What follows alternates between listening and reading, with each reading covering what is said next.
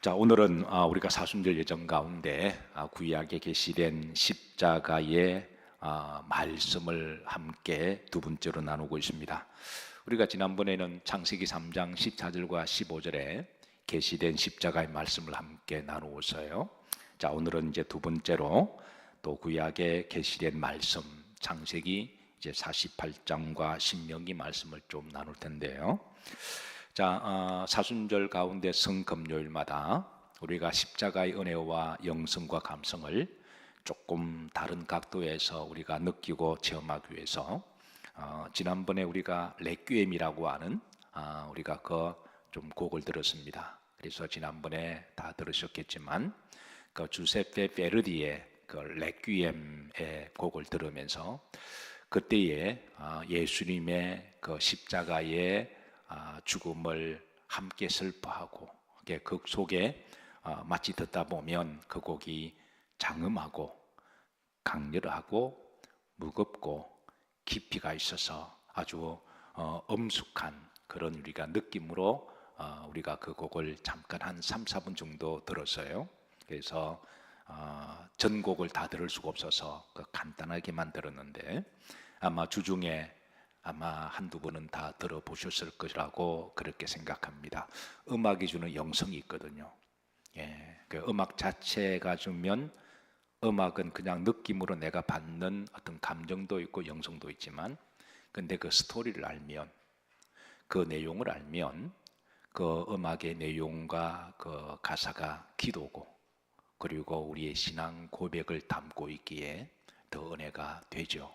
그리고 나서 그 음악이 작곡된 배경, 작곡한 사람이 어떤 영성을 가지고 어떻게 기도하고 이 곡을 만들었는지 알게 되면 우리가 더 함께 공감이 가듯이 이제 그런 차원에서 우리가 지난번에 주세페 베르디의 레퀴엠을 들으면서 저는 이제 꼭 사순절이 되면 매일마다 레퀴엠을 듣습니다. 레퀴엠 종류가 워낙 많아서 이제 다 들을 수는 없지만 어쨌든 이제 날마다 40일 동안에 이제 다양한 레퀴엠을 듣는데 베르디의 레퀴엠을 듣다 보면 자연스럽게 제가 목회자로서 그런지는 몰라도 마태복음 27장 51절 말씀이 생각이 나요.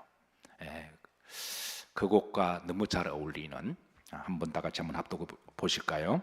이에 성소 휘장이 위로부터 아래까지 찢어져 둘이 되고 땅이 진동하며 바위가 터지고 그러니까 주님이 돌아가실 때에 그때 이제 일어난 천재지변들이죠. 그래서 이 베르디의 레퀴엠은 마치 이런 영성을 주는 듯한 이거는 제가 느낀 감정입니다. 그런 느낌이 있다면 자 지난주에 말씀드렸지만 레퀴엠이라고 하는 말을 라틴어로 죽은 자를 위한 곡이라고 하는 뜻이죠. 그러니까 예수님의 죽음을 그렇게 이제 연상해서 중세 시대의 예배곡 가운데 이제 마지막에 그렇게 이 곡을 이렇게 올리기도 했습니다. 그런데 이 레퀴엠의 원리의 뜻은 안식이라고 하는 뜻이죠. 안식. 그러니까 예수님의 죽음으로 말미암아 우리가 죄에서 사함을 받고 그 죄에서 불안과 두려움이 사라지고 온전한 사랑은 두려움을 내어 쫓나니 그러면서 우리가 이제 예수님의 죽음으로 우리가 안식을 얻게 되는 또 주님도 십자가에 죽으시고 내 영혼을 아버지의 품에 의탁하나이다. 마지막 순간에 십자가에 하신 그 주님의 마지막 영혼의 안식. 그래서 이 레퀴엠 안에는 이중적인 의미가 있습니다. 죽음과 안식이라고 하는 게 이것이 하나님 안에는 십자가의 죽음과 또 안식 영생이라는 이 교차점으로 묘하게 우리들에게 울림을 주고 있는데요. 그래서 그런지 이제 오늘은 좀 들어볼 레퀴엠 중에는 가브리엘 포레라고 하는 레퀴엠을 우리가 조금 한 2, 3분 좀 들어보시면 이 레퀴엠은 아주 좀 분명히 죽은 자를 위한 그런 곡인데 좀 편안한 느낌을 줍니다. 그러니까 지난번에 베르디의 레퀴엠과 정반대되는 듯한 그러니까 지난번에 베르디는 예수님의 죽음 앞에 천지가 진동하고 시작부터가 꽝 이렇게 시작하잖아요. 꽝꽝꽝 시작해서 무겁고 엄중하고 아주 웅장하다면 이 포레의 레퀴엠은 마치 이렇게 안식하는 듯한, 그래서 그 가사를 보면 이제 하나님이여 저들에게 안식을 주소서라고 하는 안식이 계속 강조되는 그런 가사가 들어가기도 해요. 그래서 특별히 안식을 강조하고 있는 곡인데, 그래서 누가복음 23장 46절에 보면 저는 이 레퀴엠을, 포레의 레퀴엠을 들으면 이 주님의 말씀이 싹 오브랩이 됩니다. 한번 합독해 보실래요? 예수님께서 큰 소리를 불러 이르시되 아버지여 내 영혼을 아버지 손에 부탁하나이다 하고 이 말씀을 하신 후 숨지시니라. 그래서 이제 죽음과 안식이라고 하는, 이런 이제 조금 이해를 가지고 이 포레의 레퀴엠을 한 3, 4분 정도 한번 여러분 우리 한번 감상해 보시죠. 예.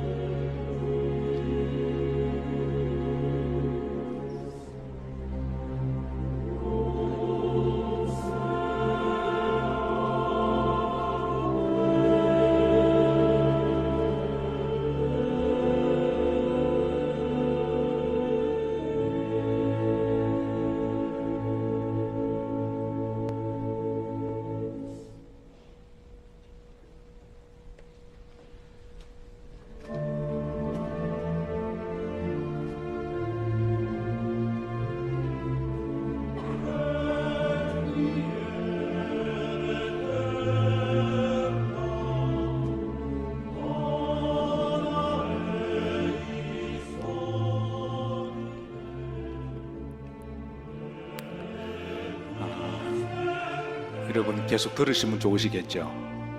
설교 대신에 오늘 이 곡을 계속 들었으면 좋겠다 그렇게 생각하는 분이 계실 거예요.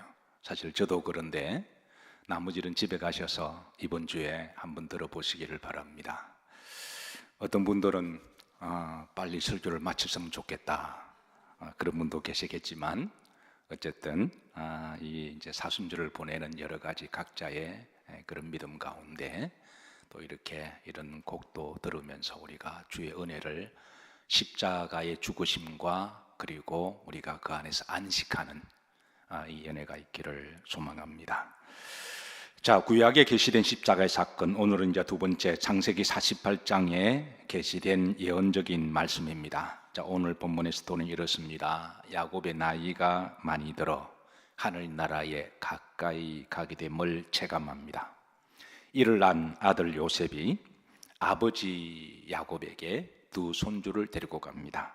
이제 마지막으로 할아버지가 손주에게 축복 기도를 받기 위한 그런 마음이죠. 창세기 48장 10절입니다. 자, 그런데 이때 야곱이 나이가 147세거든요. 그러니까 나이가 연만하셔서 이렇게 앞을 잘 보지 못하는 그런 지경입니다. 자, 10절 다 같이 합독하십니다. 이스라엘의 눈이 나이로 말미암아 어두워서 보지 못하더라 그랬습니다. 그래서 요셉이 두 아들, 자, 두 아들의 이름이 따라서 하십니다. 므낫셋과 에브라임. 이제 야곱이 볼 때는 손주죠. 데리고 가서 이제 그 할아버지에게 이제 축복 기도를 받게 합니다. 그래서 야곱이 두 아들을 이제 보응하고 가슴에 안고 이렇게 이제 머리에 손을 얹고 축복하는데요. 저는 이 모습이 한 가정에서 가장 아름다운 모습이 아닐까 그렇게 생각합니다. 사랑하는 성도 여러분, 할 수만 있다면 가족들끼리 자주 안아주시고 자주 위로해 주시고, 그리고 부모들은 자녀들에게, 할아버지들은 손주들에게, 또 할머니들은 손주들에게 또 가슴에 꼭 안고, 그리고 가슴에 안고 기도하시도 되고, 그리고 또 필요하면 또 머리에 손을 얹어서 안수기도 하시기를 주의 이름으로 부탁합니다. 자, 12절입니다. 자, 12절 합독합니다. 요셉이 아버지의 무릎 사이에서 두 아들을 물러나게 하고 땅에 엎드려 절하고. 이 모습도 얼마나 아름다운 이제 가정의 모습인가요? 성경은 우리들에게 이 가정의 소중함, 그리고 가정에서의 우리가 가정 목회를, 또 가정에서 믿음 생활을 잘하고 또 가정에서 믿음의 본을 보이기를 그렇게 가르쳐 주고 있습니다. 자, 13절 보십시다. 자, 13절을 보시면, 자, 이제 요셉이 오른손에는 누구를 잡고 왼손에는 누구를 잡고 이제 아버지 야곱에게 가는지 한번 여러분 동선을 한번 상상해 보세요. 13절 읽으면서, 자, 오른손으로는 누구를 잡고 에브라임을 잡고, 그리고 이제 왼손으로는 누구를 잡고 므낫셋을 잡고, 그리고 이제 아버지에게 갑니다. 자, 여기에 퀴즈 하나 나갑니다. 자, 퀴즈 나갑니다. 맞추면 상은 없습니다. 그래도 맞추셔야 돼요. 자, 요셉의 두 아들은 누구라 그랬죠? 므낫셋과 에브라임. 여기에서 장자는 누구고 차자는 누굴까요? 맞습니다. 므낫셋가 장자고 에브라임이 차자입니다. 그런데 13절에 보면, 자, 요셉이 오른손으로 에브라임을 잡고, 보통 길을 갈 때는 이스라엘은 풍습이 오른손은 장자를 잡고 갑니다. 오른손의 권능, 오른손의 축복, 오른손이 주는 영적 함의가 있거든요. 왼손은 차자를 잡고 가는데 13절에 보면 오른손은 누구를 잡았다고요? 에브라임 잡고. 왼손은 누구를 잡았다고요? 므낫셋을 잡고 야곱에게 갑니다. 왜 이렇게 했을까요? 왜 이렇게 했을까요? 그래야 야곱이 잡을 때 야곱의 오른손이 므낫셋을 잡고 왼손이 에브라임 잡는 거죠. 지금 요셉은 아버지 야곱에게 아버지로서 믿음의 조상으로 축복권이 있는 거죠. 영적인 축복권이 있으니까 축복할 때는 오른손으로 장자를 축복해 주시고 왼손으로는 차자를 축복해 주시는 이 축복의 원리, 장자 축복의 원리가 있거든요. 그래서 항상 장자는 다른 자식보다 2배로 유산을 받는 원리가 있습니다. 장자 축복의 원리대로. 자, 그렇게 해서 이제 아버지 야곱에게 그렇게 인수를 합니다. 자, 그런데 14절 보십시다. 이제 야곱이 이상하게 축복 기도합니다. 14절을 보십시다. 이스라엘이 오른손을 펴서 차남 에브라임의 머리에 얹고 왼손을 펴서 므낫셋의 머리에 얹으니 므낫셋은 장자라도 팔을 엇바꾸어 얹었더라 그랬습니다. 분명히 요셉은 야곱이 오른손으로 므낫셋을 머리에 얹고 왼손은 에브라임에게 얹도록 이렇게 앞에 딱 무릎을 꿇었는데, 그런데 야곱은 오른손으로 에브라임을 하고 왼손으로는 므낫셋을 얹게 되는 이런 모양이 나오잖아요. 자, 여러분 한번 해보시죠. 자, 오른손 이렇게 하고 이 사람 엇바꾸어 보세요. 자, 흔들면 안 됩니다. 흔들면 강남 스타일이 돼요. 강남 스타일의 원조가 야곱입니다. 싸이가 아니라 야곱입니다. 이런 모습이 이렇게 딱 되는 거죠. 그래서 이 모습을 보니까 자 17절입니다. 요셉이 17절 합독합니다. 요셉이 그 아버지가 오른손을 에브라임의 머리에 얹는 것을 보고 뭐하지 아니하며 이거는 완곡한 표현입니다. 이게 기뻐하지 아니했다. 이게 효자였던 요셉이 볼 때는 아버지가 지금 앞을 보지 못하셔서 지금 판단력이 흐리셨는가, 아니면 뭔가 상당히 좀 불쾌한 거죠. 이거는 아닌데, 이거는 뭔가 아닌데, 그래서 기뻐하지 아니하여. 자, 이렇게 지금 하고 있는데 아들이 손을 들어가지고 억지로 이렇게 어긋난 걸 풀려고 이렇게 한 거죠. 그렇게 해서 자 17절 흐름들을 보시면, 흐름들을 보면 아버지의 손을 들어 에브라임의 머리에서 므낫셋의 머리로 뭐하고자 하여? 옮기고자 하여 그랬습니다. 그래서 이렇게 옮기고자 하면서 액션을 하면서 18절입니다. 합독합니다. 그의 아버지에게 이르되 아버지여 그리 마옵소서, 이는 장자이니 오른손을 그의 머리에 얹어서 하였으나 그랬습니다. 아버지 그게 아닙니다. 그래서 이렇게 떼어놓으면서 장자는 므낫셋이고 차자는 에브라임입니다 라고 그렇게 직설법으로 이야기합니다. 자, 다음 그림 한번 보시죠. 미국의 화가 벤자민 웨스터의 작품입니다. 오늘 본문을 배경해서 이제 그림을 그렸죠. 저는 하나님의 은사를 각각 재능대로 주셨다고 우리가 마태복음 25장에 살펴보잖아요. 하나님의 은사는 참 놀랍고 신비하고 재밌습니다. 저는 음악을 잘 못해서 음악을 잘하는 분들 보면 참 부럽습니다. 우리 강승욱 장로님, 참 어떻게 저런 목소리를 낼까, 그렇게 참 제가 사모하는 마음이 있습니다. 그럼 강장님 아멘 하셔야지 왜 또 가만히 듣고 있어요? 그 은사가 있다고 하는 것, 참 어떻게 저렇게 음악을 잘할까. 또 어떤 분은 그림을 참 잘 그려요. 참 하나님이 전형대로 주신 게 맞습니다.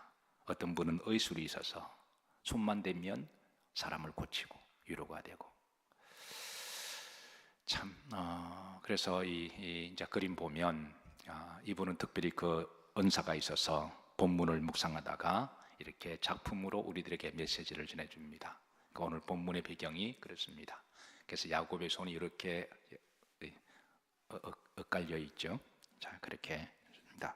그럼 이제 야곱의 손이 에브라임이 있고 왼손이 므낫셋이 있는데, 이거를 요셉이 억지로 막 손을 기뻐하지 아니하고 직설법으로 화법을 이야기하고 손을 막 떼려 그러니까 야곱이 이제 이렇게 이야기합니다. 자, 19절입니다. 자, 그의 아버지가 뭐하지 아니하며, 그러니까 막 떼는데 막 같이 이렇게 아버지도 고집이 막 안 떼고 이러면서 따라서 하십니다. 나도 안다. 내 아들아, 나도 안다. 따라 하십니다. 내 딸들아, 나도 안다. 그러니까 나도 안다. 내 아들아, 내 딸들아, 나도 안다. 여기 안다라는 말을 두 번이나 얘기합니다. 그러니까 지금 요셉은 아버지가 뭐를 앞에 잘 보지도 못하고 좀 판단력이 흐려서 그렇다고 생각했는데, 야곱은 아니라는 거예요. 내가 분명히 안다. 누가 장자고 누가 차자인지 나도 안다. 그러면서 나도 안다. 누가 앞으로 영적인 장자가 되고 또 차자가 될 것인지. 그러니까 육적인 장자는 누구죠? 므낫셋입니다. 육적인 차자는 누구죠? 에브라임입니다. 근데 앞으로 영적인 장자가 누가 될 거라는 거예요? 그건 에브라임이 되고, 또 차자가 누가 될 거라는 거예요? 그 므낫셋이 된다는 거예요. 사실 우리가 역사적으로 보면 육적으로는 유대인들이 장자입니다. 이방인들은 차자입니다. 그런데 주께서 나중된 자가 뭐가 될 것이다? 은혜가 안 되나요? 이방인 민족도 영적인 장자가 될 수 있는 하나님의 축복이 있습니다. 그래서 저는 기도할 때마다 우리 민족이 왕 같은 제사장 되기를 기도합니다.